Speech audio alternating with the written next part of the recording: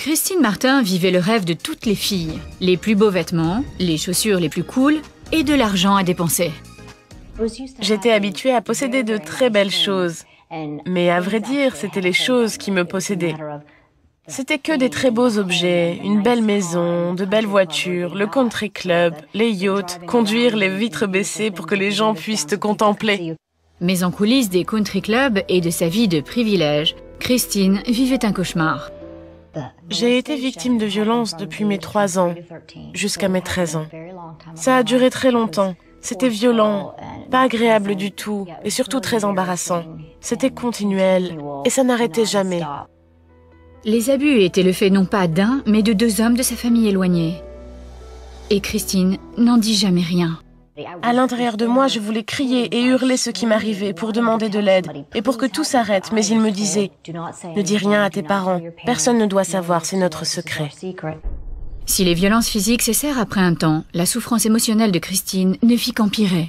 J'étais très abîmée, blessée, brisée et seule. Insignifiante aussi parce que je croyais que personne ne voulait de moi. Et alors qu'elle croyait ne pas pouvoir aller plus mal, Christine fut violée par un étranger lors d'une fête. Elle avait juste 16 ans. Ça m'a fait revivre le même sentiment horrible, sale et dégoûtant, et la même immobilité capturait tout mon être. Je me suis assise sous la douche et je me suis fait saigner, tellement j'ai frotté et gratté mon corps. Je me suis arraché les cheveux. Je voulais enlever et me débarrasser de toutes les parties de mon corps que mon violeur avait touchées. J'en ai parlé à une amie et elle m'a dit « N'en parle à personne, c'est une bonne école et avec tes parents, ne fais pas d'histoire. » Alors je n'ai rien dit. Lorsque son père perdit son entreprise, il ne fut plus possible à Christine de cacher sa douleur par un style de vie flamboyant. Elle eut recours à d'autres moyens, la drogue, l'alcool et la promiscuité pour masquer sa peine. En tant que femme, je ne m'accordais aucune valeur. Je n'avais aucun respect pour mon corps. On en avait abusé, alors pourquoi ne pas le donner à qui en voulait? Je me droguais chaque week-end, et lorsque ça m'était possible, plusieurs fois par semaine, je fumais de l'herbe, je me défonçais, je manquais mes cours. Mais un jour, il y eut un grand changement. Elle avait 19 ans et faisait une virée avec une amie. J'ai perdu le contrôle de la voiture. Elle a tourné sur elle-même en un tête-à-queue sur une distance d'environ 50 mètres. Je me rappelle que la voiture vacillait au bord du pont, surplombant le lac. Je me suis dit, « Oh mon Dieu, je vais mourir avec les poissons. » Je ne pensais plus à mes vêtements, je ne pensais plus aux gens, je ne pensais plus à ma famille. J'ai crié, « Seigneur, s'il te plaît, secours-moi » C'est tout ce que je me rappelle avoir dit. Ma voiture était en flammes, elle vacillait sur le rebord du pont. Et j'ai senti une présence angélique immense, haute comme un bâtiment de 5 étages, très large, massive, grise et très forte, qui a pris ma voiture en plaçant ses mains en dessous pour la soulever du pont et la déposer plus loin sur l'herbe.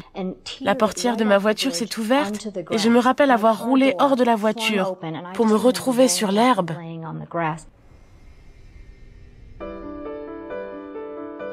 Allongée sur l'herbe, elle pensa à l'ange qui avait mis sa voiture en sécurité. Puis elle se souvint qu'enfant, elle allait à l'église. Elle sut qu'il était temps de donner son cœur à Jésus. Je ressentais une paix incroyable que je n'avais jamais ressentie, qui se répandait dans mon corps tout entier et jusqu'à mon âme. Pour la première fois de ma vie, j'ai ressenti que j'avais de la valeur, que quelqu'un se souciait de la femme que j'étais et que j'allais m'en sortir. Ce jour-là a radicalement transformé ma vie. C'est comme si j'étais tombée amoureuse de ce Jésus dont tout le monde avait parlé et que je n'avais jamais connu. Ce jour-là, il est devenu si réel pour moi, tout comme je vous en parle maintenant, que j'ai su que toutes mes douleurs et toutes les tragédies que j'avais traversées n'étaient peut-être pas vaines, qu'à 19 ans, il était toujours temps de trouver un but à ma vie. Je n'allais pas continuer à être cette droguée insipide, brûlant la chandelle par les 2 bouts et utilisant les gens pour le reste de sa vie. Christine est mariée à présent et a un fils magnifique appelé Salomon. Son mari et elle aiment partager ce que Christ a fait dans leur vie. Ma vie est magnifique, et c'est parce que je sais qui je suis en Christ. Jésus est devenu mon ami. Il est tellement réel pour moi. Il est la raison pour laquelle je fais ce que je fais, pour laquelle je respire. Je vis, j'existe. Et tout cela parce qu'il m'a montré sa grâce.